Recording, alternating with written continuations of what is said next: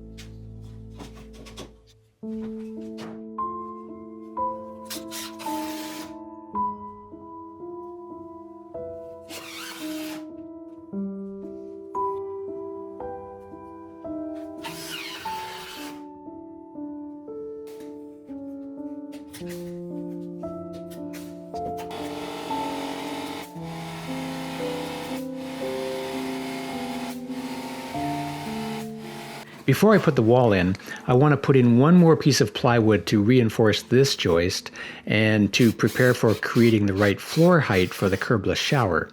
The front edge of this piece of plywood is where the curbless shower will begin. I'll nail the first wall together, and I've already cut out some notches to be able to fit around the vent piping.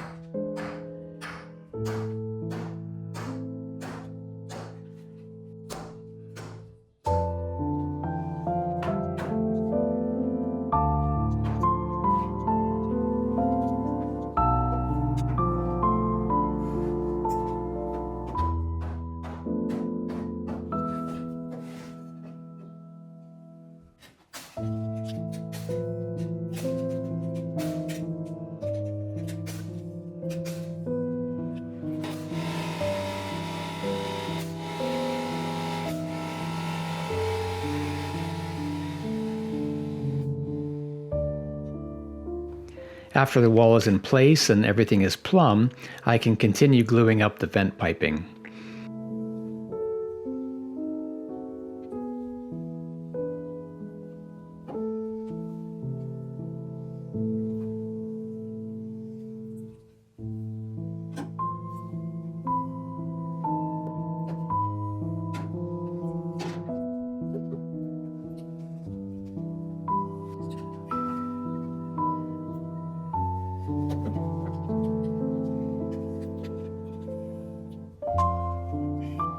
They're going to connect together in the back corner and then travel up the wall and into a bulkhead that will be over the toilet and vanity to carry that pipe over to the main stack.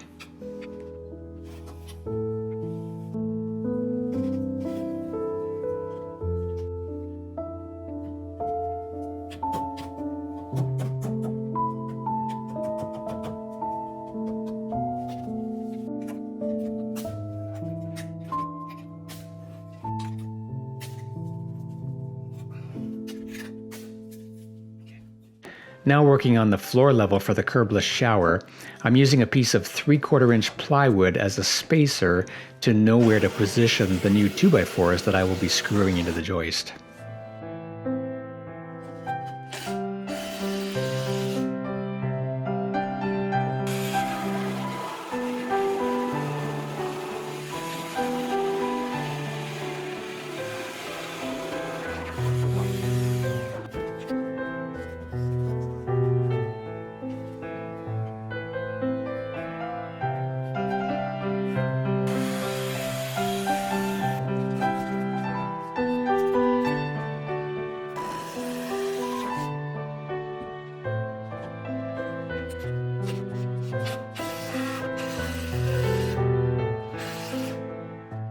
And then once we get past the end of the shower, the floor is higher.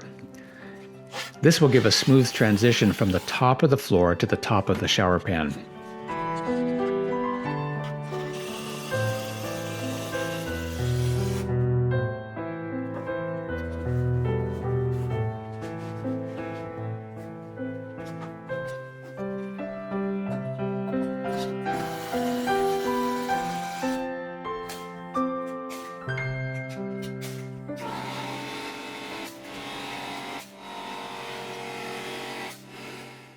Then I'll cut thin pieces of plywood to sit on those lower 2x4s, and that's what the shower pan will sit on.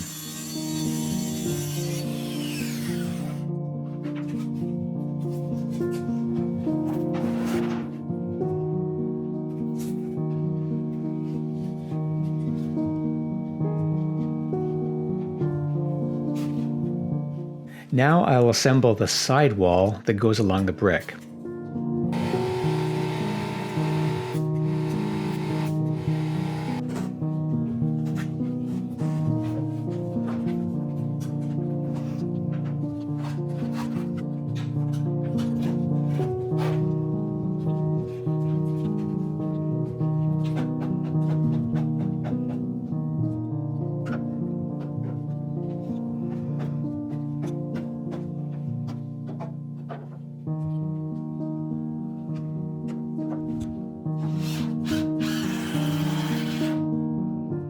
I'm measuring the hypotenuse to have the correct distance to be sure that I have a right angle in the other corner.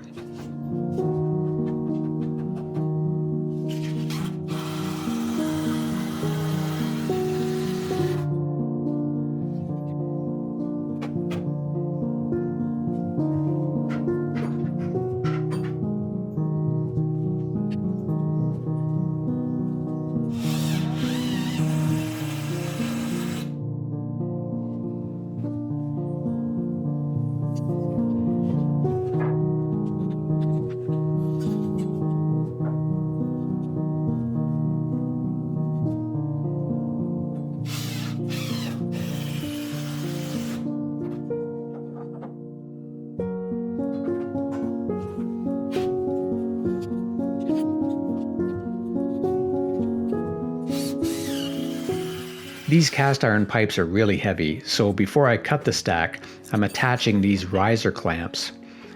I'll put one here and one at the top just above where I'm going to make the top cut.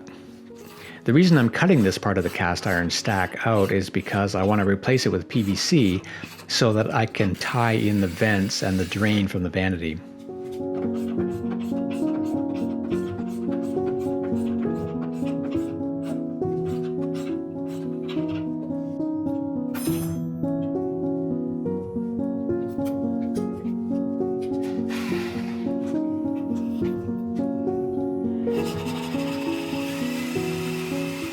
I'm making the bottom cut first so that the pipe doesn't bind with the blade, and then I'll cut the top.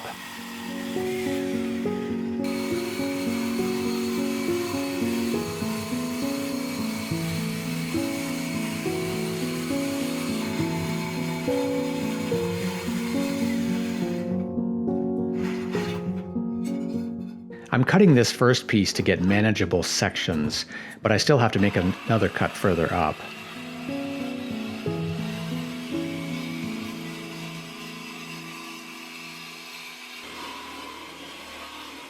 I had my wife holding the pipe, but she was not expecting it to be so top heavy.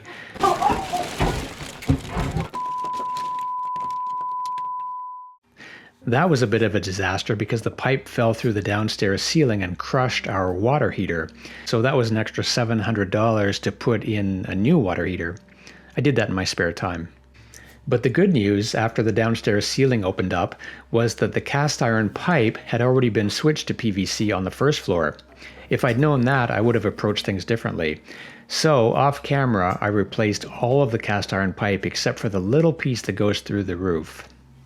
Now I'm ready to tie in the drain for the sink.